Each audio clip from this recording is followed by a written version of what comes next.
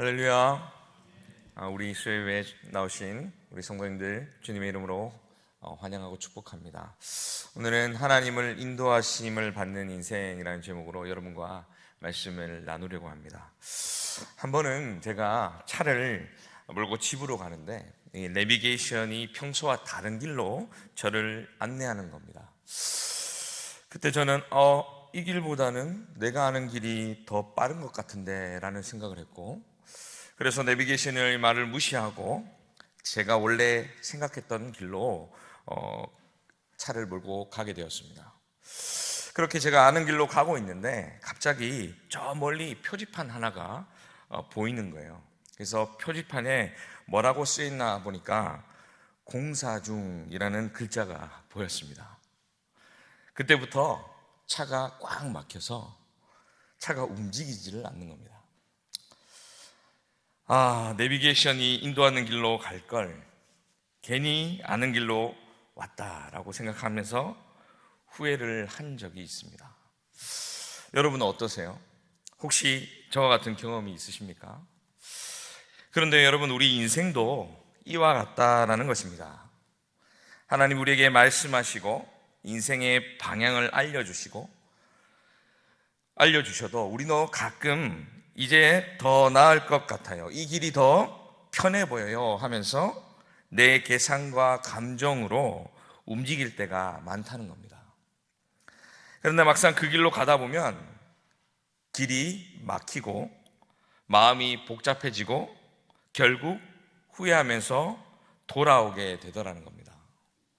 이처럼 하나님의 인도 없이 살아가는 인생은 이 내비게이션을 끄고 운전하는 것과 같다는 겁니다. 잠깐은 내가 원하는 길로 잘 가는 것 같아 보여도 결국 어디로 가는지 모르는 불안한 그런 인생길이 된다는 것이죠. 오늘 우리가 함께 읽어본 사무엘하 2장은 그런 길을 잃은 세대 속에서 하나님의 인도하심을 따라 살아가는 믿음의 한 사람을 보여줍니다. 이스라엘의 초대왕 사울이 전쟁터에서 죽음을 맞이했습니다. 이스라엘은 지금 그들을 이끌어줄 왕을 잃었고 혼란과 두려움에 빠져 있습니다.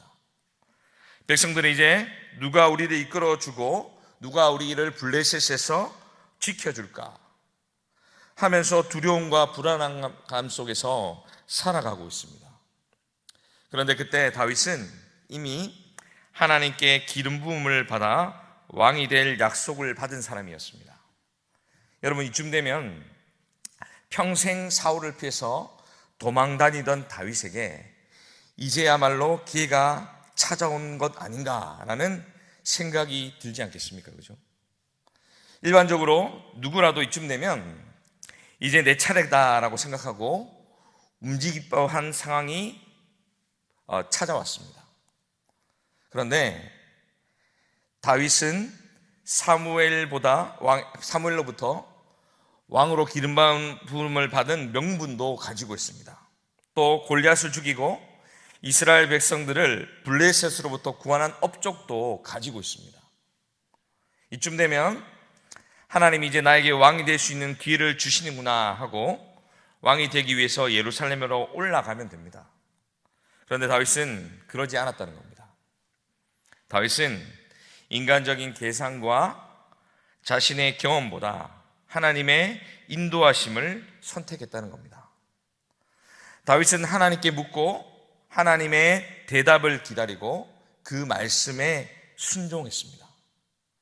그가 지금 가는 길은 왕이 되어가는 과정이 아니라 하나님의 인도하심을 배워가는 그런 여정이었던 것입니다. 사울은 자기 욕심대로 움직이다가 무너졌지만 다윗은 하나님께 묻고 순종하고 기다리는 법을 배웠습니다. 그게 그의 인생을 바꿨고 이스라엘 역사에 남을 위대한 왕으로 하나님의 마음에 합한 사람으로 살아갈 수 있게 만들어 주었다는 것입니다. 사랑하는 성도 여러분, 오늘 본문의 말씀을 통해서 우리도 다윗처럼 이 하나님의 인도하심을 따라 살아가는 삶이 어떤 길인지 함께 알아가는 그런 복된 시간이 되시기를 간절히 소망합니다. 그렇다면 하나님의 인도하심을 받는 인생은 어떤 삶인가? 첫 번째로 하나님의 인도하심을 구하는 삶입니다. 오늘 본문엔 시대적 상황을 보면 이스라엘의 왕 사울이 죽고 나라가 혼란에 빠져 있습니다. 사람들은 이제 누가 왕이 될까 하며 불안해했습니다. 이러한 상황 속에서 다윗은 하나님께 기름 부음을 받아 왕이 될 약속을 받은 사람이었습니다. 다윗은 누구보다도 왕이 될 수 있는 명분과 업적이 있었기에 다윗은 지금 기회를 잡은 그런 상황에 놓이게 된 것입니다. 하지만 다윗은요, 아무 행동도 하지 않았다는 겁니다. 다윗은 자기의 판단으로 움직이지 않고 하나님께 이 문제를 가지고 하나님의 뜻을 구하기 시작했습니다. 오늘 본문 1절을 보시면 다윗이 하나님께 이렇게 질문합니다.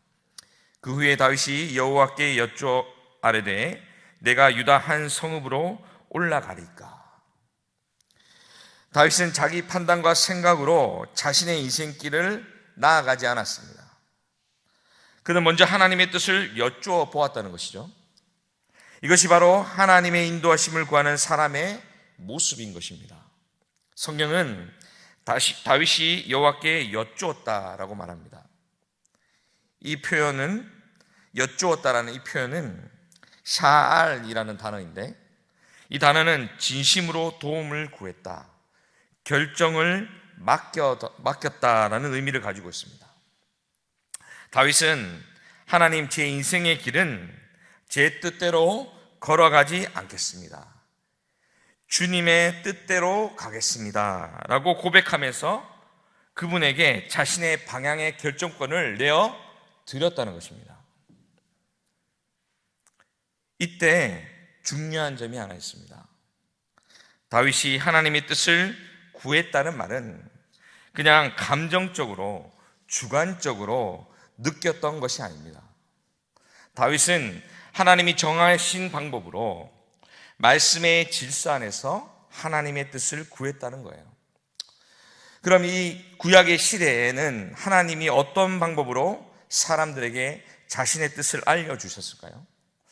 성경을 보면 구약 시대의 하나님은 크게 세 가지 방식으로 하나님의 뜻을 인도하셨습니다. 첫 번째는 꿈을 통해서 하나님의 뜻을 알려주셨다는 겁니다. 하나님은 요셉이나 야곱 그리고 다니엘에게 꿈을 통해서 말씀하셨죠. 심지어 이방 왕인 바로와 느부갓네살에게도 꿈을 주셨습니다. 그런데 한 가지 중요한 사실이 있습니다. 꿈은 하나님의 뜻을 알려주는 도구이지 기준은 아니었다는 거예요.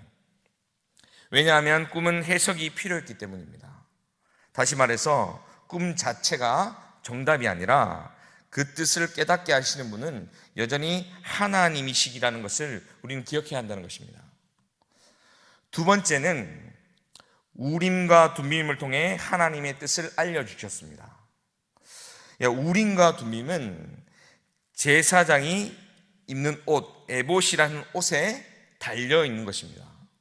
쉽게 말하면 하나님의 뜻을 예 아니면 아니요라고 분별하는 도구라는 것이죠. 하나님, 제가 이렇게 해도 될까요? 하고 물었을 때 하나님이 예, 아니요로 응답하는 도구가 바로 우림과 둠빔이었다는 것입니다. 세 번째는 하나님은 선지자를 통해서 하나님의 뜻을 말씀하셨습니다. 하나님은 이 모세, 사무엘, 나단과 같은 이 선지자들을 통해 직접 하나님 말씀을 전하셨다는 겁니다. 다윗은 혼자 고민하고 이게 하나님의 뜻이겠지라고 축축한 것이 아니라 하나님이 정하신 통로를 통해 분명하게 듣고 순종했다는 것이죠. 그는 하나님 앞에서 자신의 생각과 경험과 지식을 내려놓았습니다. 그리고 자신의 생각을 하나님의 뜻이라고 포장하지도 않았습니다. 다윗은 하나님을 전적으로 신뢰함으로 하나님이 가라고 하면 가고 하나님이 가지 말라고 하면 멈추는 삶을 살았다는 겁니다. 이것이 바로 하나님의 인도하심을 구하는 신앙의 태도라는 것입니다. 잠언 3장 5절과 6절을 보면 성경 우리에게 이렇게 말씀합니다. 5절과 6절 함께 읽어보겠습니다. 너는 마음을 다하여 여호와를 신뢰하고 내 명철을 의지하지 말라. 너는 범사의 그를 인정하라. 그리하면 내 길을 지도하시리라. 여기서 인정하라라는 말은 히브리어로 야다라는 단어인데요, 우리가 너무나 잘 알고 있는 것처럼 하나님을 치밀하게 알다라는 의미를 가지고 있습니다. 그래서 직역하면 하나님을 진심으로 가까이 알고 그분께 의지하라라는 의미입니다. 그리고 여기서 지도하시리라라는 이 단어는 히브리어로 야샤르라는 단어입니다. 이 단어는 구부러진 길을 곧게 펴주다라는 뜻을 가지고 있습니다. 다시 말해서 하나님은 자신을 신뢰하는 사람의 길을 절대로 꼬이지 않고 곧게 펴주시겠다라고 약속하고 있는 말씀이라는 겁니다. 하지만 반대로 하나님께 길을 묻지 않은 사람은 어떻게 될까요? 하나님의 인도하심을 받지 않은 사람은 어떻게 될까요? 그 사람의 인생은 방향을 잃어버리게 된다는 겁니다. 바로 사울이 그런 사람이었습니다. 사무엘상 28절 6절을 보면 사울도 위기가 찾아왔을 때 하나님께 이렇게 질문을 합니다. 사울이 여호와께 묻자오되 여호와께서 꿈으로도 우림으로도 선지자로도 그에게 대답하지 아니하심으로. 제가 앞에서 하나님께서 자신의 뜻을 나타내시는 세 가지 방법을 이야기해 드렸습니다.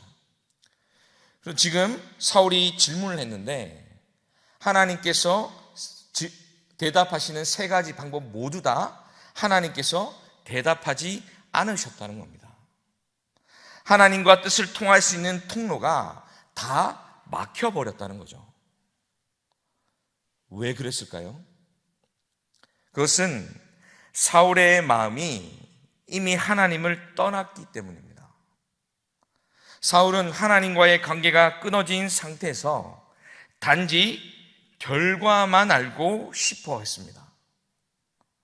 사울은 하나님과 교제하기보다 하나님을 이용하려고 했던 것이죠. 결국 사울은 하나님의 대답을 듣지 못하게 되었고, 그래서 그는 신접한 여인을 찾아가서 죽은 사무엘을 불러내는 끔찍한 일을 저지르게 되는 것입니다. 사랑하는 성도 여러분, 오늘 우리도 다윗처럼 하나님의 뜻을 구하고 싶지만 때로는 사울처럼 결과만 알고 싶어 할 때가 있지 않습니까? 그죠? 하나님, 이번 일 잘 될까요? 하나님, 이 사람과 결혼해도 될까요? 하나님, 제 진로는 어디로 가야 하는 것일까요? 하지만 우리가 하나님의 뜻을 진짜 알고 싶다면 가장 먼저 해야 할 일은 하나님과의 관계를 회복해야 한다는 것입니다. 하나님은 단순히 결과만 알려주시는 분이 아니시기 때문입니다. 하나님은 우리를 인도하시고 함께 걸어가시기를 원하시는 우리의 아버지이시기 때문입니다. 하나님의 뜻은 결과로 확인되는 것이 아니라 관계 속에서 들려지는 것입니다. 다윗은 하나님과 교제하며 묻고 기다렸고 그분의 뜻 안에서 걸어갔다는 것입니다. 반면 사울은 하나님과의 교제를 잃어버리고 조급하게 결과만 찾아 다니다가 무너져 버렸다는 것입니다. 사랑하는 성도 여러분, 혹시 지금 여러분의 삶에서 하나님의 응답이 들리지 않는 분이 계실지 모르겠습니다. 그렇다면 하나님이 침묵하시는 것이 아니라 관계로 다시 부르고 계시다는 사실을 기억하시길 바랍니다. 하나님께서는 다시 우리를 불러서 하나님의 깊은 관계 가운데 교제하길 원하고 계시다는 것입니다. 그리고 우리의 인생길을 인도하시고 하나님의 선한 길로 인도해 가시길 원하신다는 것입니다. 이 시간 하나님과의 관계를 회복하고 하나님의 인도하심을 받는 저와 여러분이 다 되시기를 주님의 이름으로 축복합니다. 다음으로 하나님의 인도하심을 받는 인생은 어떤 삶인가? 두 번째는 하나님의 인도하심에 순종하는 삶입니다. 하나님의 인도하심을 구한 다윗은 이제 그 말씀에 순종하며 발걸음을 옮기기 시작합니다. 오늘 본문 3절을 보면 하나님은 다윗에게 이렇게 말씀하십니다. 또 자기와 함께한 추종자들과 그들의 가족들을 다윗이 다 데리고 올라가서 헤브론 각 성읍에 살게 하니라. 하나님은 다윗에게 올라가라라고 말씀하셨습니다. 이 말은 히브리어 알라라는 단어인데요, 하나님께 나아가라, 하나님께 예배하러 올라가라, 또 순종으로 헌신하라라는 영적인 의미를 가지고 있습니다. 즉 하나님은 단순히 이동을 명령하신 것이 아니라 영적인 헌신과 순종의 방향을 지금 다윗에게 제시하고 계신 것입니다. 이스라엘 사람들은 예루살렘 성전으로 나아갈 때 성전으로 올라간다라는 표현을 사용합니다. 왜냐하면 그것은 하나님께 가까이 가는 곳이기 때문입니다. 그러니까 올라가라라는 말은 내가 준비한 자리로, 하나님께 예배하는 자리로 나아가라라는 뜻을 가지고 있다는 거예요. 그런데 그곳이 지금 어디라고 이야기합니까? 예루살렘이 아니라 헤브론이라고 말을 한다는 거예요. 누가 봐도 예루살렘이 왕의 자리로 더 적합했지만 하나님은 다윗을 예루살렘으로 인도하는 것이 아니라 헤브론으로 보내셨다는 것입니다. 이것은 우연이 아니라는 것이죠. 하나님은 다윗의 성공보다 그의 성숙함을 먼저 원하셨던 것입니다. 다윗을 향한 하나님의 계획 속에서 세 가지 중요한 이유가 있었다는 것입니다. 첫 번째는 하나님은 다윗을 보호하시기 위해서 헤브론으로 다윗을 보내셨습니다.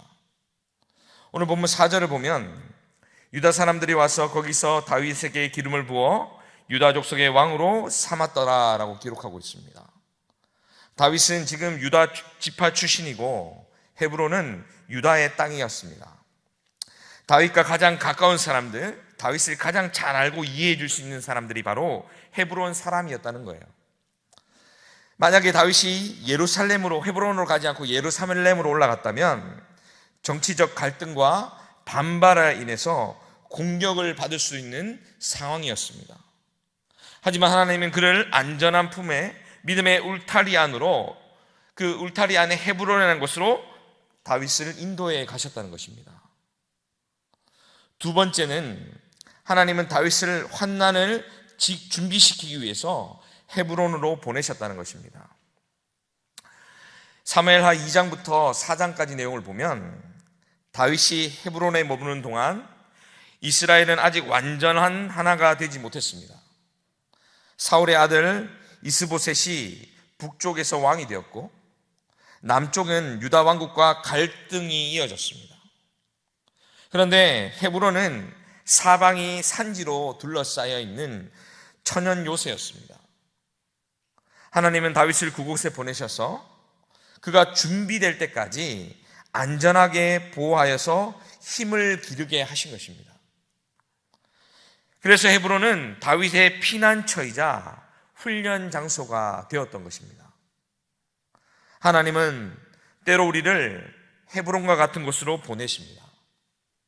그것은 조용하지만 하나님이 우리를 다듬으시고 보호하시는 자리라는 것입니다. 하나님의 인도하심은 우리 인생을 지연시키거나 실패하게 하시는 것이 아니라 우리를 준비하게 하시는 시간이라는 것입니다. 마지막 세 번째로 하나님은 다윗을 열매 맺게 하시기 위해서 다윗을 헤브론으로 보내셨다는 것입니다. 다윗의 헤브론은 그저 임시 거처가 아니었습니다. 그것은 하나님께서 약속하신 언약이 구체적으로 열매 맺기 시작한 자리였다는 겁니다. 성경을 보면 이 헤브론은 이미 오래전부터 하나님의 신실하심이 드러났던 장소였습니다. 아브라함과 사라, 이삭과 야곱이 모두 이곳에 묻혔습니다. 그들은 약속을 받았지만 그 약속의 완성을 보지 못하고 세상을 떠났다는 거예요. 하지만 하나님은 세대가 지나고 그 약속을 잃어버리고 약속을 잃어버린 세대가 온다 할지라도 하나님께서는 그 약속을 잊지 않으신다는 겁니다. 그들의 후손 다윗을 통해 하나님은 그 언약을 이어가셨고 그것을 이루시고 완성하기 위해서 다윗을 헤브론으로 인도해 가셨다는 것입니다. 다시 말해서 그 언약의 시작점이 바로 헤브론이었다는 것입니다. 즉 다윗의 헤브론 왕국은 하나님의 신실하심의 열매였다는 것이죠. 결국 헤브론은 설명되는 자리가 아니라 순종으로 들어가는 자리였다는 것입니다. 하나님은 순종을 통해서 당신의 뜻을 이루어 가신다는 것이죠. 그래서 사무엘상 15장 22절에서 사무엘은 이렇게 말씀합니다.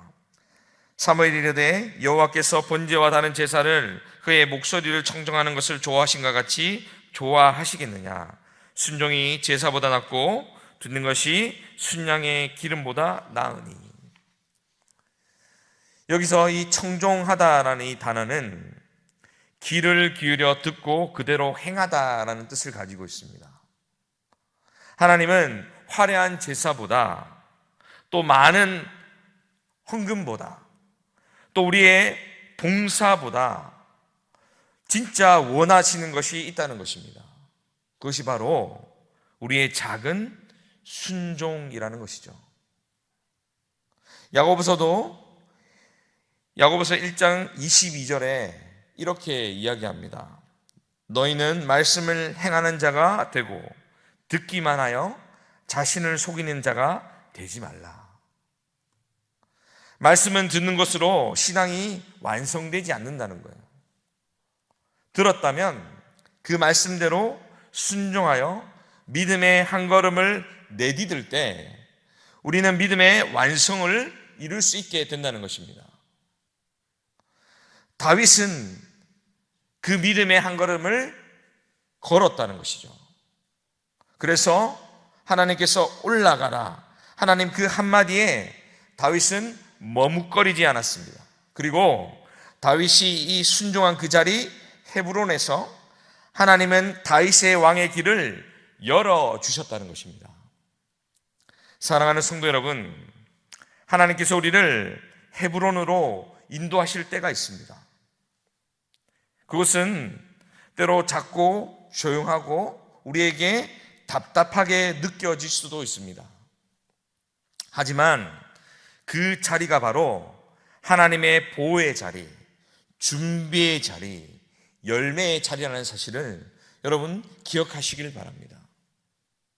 하나님은 우리의 삶을 한 번에 예루살렘으로 이끌어 가시지 않습니다. 왜냐하면 하나님은 오늘의 순종을 통해 내일의 길을 인도해 가시기 때문입니다. 순종은 머리로 이해가 되고 동의가 되어서 나타나는 결과가 아닙니다. 순종은 하나님이 나에게 가장 좋은 길로 인도하신다는 것을 믿음으로 신뢰하는 믿음의 행동인 것입니다. 하나님, 왜 지금입니까?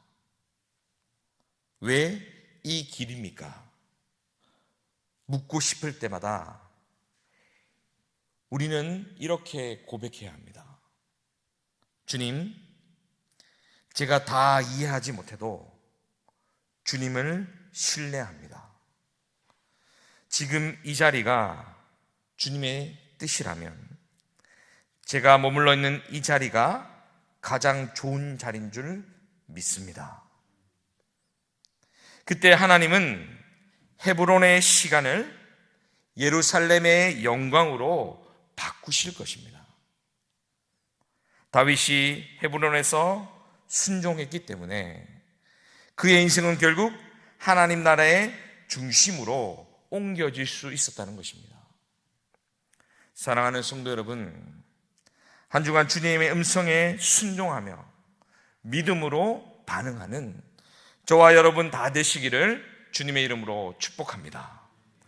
마지막으로 하나님의 인도하심을 받는 인생은 어떤 삶인가? 세 번째는 하나님의 인도하심을 기다리는 삶입니다. 다윗이 유다의 왕이 된 후에 제일 먼저 한 행동이 무엇이냐면 북쪽 길앗 지역에 있는 야베스 사람들에게 전령을 보낸 일입니다. 야베스 사람들은 사울 왕이 죽었을 때 적진에 걸려있던 그의 시신을 밤새 가져와서 장사해 준 사람들이었습니다.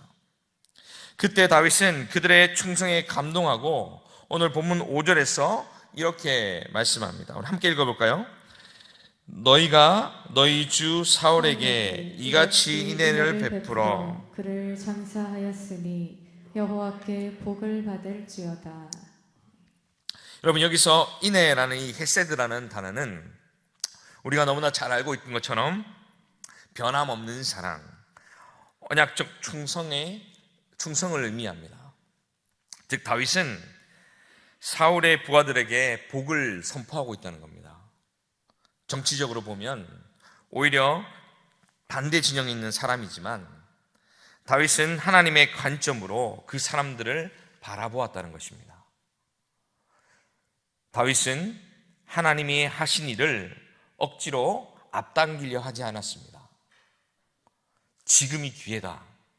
사울이 죽었으니 내가 왕이 되어야 한다 하지 않았다는 것이죠. 오히려 하나님께서 직접 때를 정하실 때까지 기다리겠다는 마음을 다윗은 가지고 있었다는 것입니다. 사랑하는 성도 여러분, 이것이 바로 기다림의 신앙이라는 것입니다. 기다림은 멈춤이 아니라 준비입니다. 하나님의 때가 이를 때까지 자신을 다듬고 관계를 세우고 마음을 새롭게 하는 시간이라는 것이죠. 다윗은 헤브론에서 7년 6개월 동안 기다렸습니다. 그 시간은 외로움의 시간이 아니라 내면이 자라고 바뀌는 시간이었다는 겁니다. 하나님은 약속을 이루시기 전에 먼저 우리가 그 약속을 감당할 수 있도록 준비시키신다는 것입니다. 성경은 기다림의 신앙을 이렇게 말합니다. 시편 37편 7편입니다. 여호와 앞에 잠잠하고 참고 기다리라. 여기서 잠잠하고라는 이 표현은 불평하지 않고 조용히 신뢰하다라는 뜻을 가지고 있습니다. 다시 말해서 다윗은 조급함 대신 하나님에 대한 신뢰를 선택했다는 것입니다. 하나님이 하신 일을 자신이 대신하려 하지 않았습니다. 하나님의 시간은 인간의 시계보다 느려 보일 때가 많지만 하나님의 계획은 결코 늦지 않는다는 것입니다. 하나님은 정확한 때에 완전한 방법으로 약속을 이루십니다. 다윗이 7년 반을 기다렸을 때 그건 지체가 아니라 하나님의 정확한 준비 과정이었다는 것입니다. 다윗의 왕위는 인간의 조급함으로 쟁취한 그런 왕위가 아니라 하나님의 신실함으로 세워진 굳건한 왕위가 된 것입니다. 사랑하는 성도 여러분, 혹시 지금 여러분 중에서도 기다림의 시간을 지나가고 계신 분이 있을지 모르겠습니다. 기도했는데 응답은 오지 않고 수년째 변화가 없는 상황 속에서 낙심된 분들이 있을지도 모르겠습니다. 하지만 여러분, 기억하시길 바랍니다. 하나님의 침묵 동안 유용한 응답입니다. 하나님은 지금도 주님의 뜻을 이루기 위해 일하고 계시기 때문입니다. 때로는 하나님이 우리를 헤브론 같은 자리로 보내십니다. 그것은 너무나 힘든 자리이고 어려운 자리일 수도 있습니다. 그러나 그 자리에서 하나님은 우리의 성품을 빚으시고 믿음을 자라게 하시고 우리를 하나님의 때에 사용하시기 위해 준비하게 하신다는 것입니다. 여러분, 다윗이 기다린 시간은 헛된 시간이 아니었습니다. 기다림은 믿음의 표현이기 때문입니다. 다윗은 하나님을 신뢰하며 기다렸기에 하나님은 그를 예루살렘의 왕으로 높이셨습니다. 지금 여러분이 헤브론에 있다면 낙심하지 마시기 바랍니다. 하나님은 기다림의 시간을 통해 반드시 우리를 높이시길 것이기 때문입니다. 우리는 그 기다림 속에서 주님의 일하심을 바라보는 믿음의 눈을 가져야 합니다. 반드시 하나님께서 나의 인생 가운데 그 기다림을 통해 이루어 가실 하나님의 뜻과 소망을 바라보는 그런 삶을 살아가야 한다는 것이죠. 한 주간 하나님을 신뢰하며 포기하지 않고 주님의 뜻을 기다리며 나아가는 저와 여러분 다 되시기를 주님의 이름으로 축복합니다. 기도하겠습니다.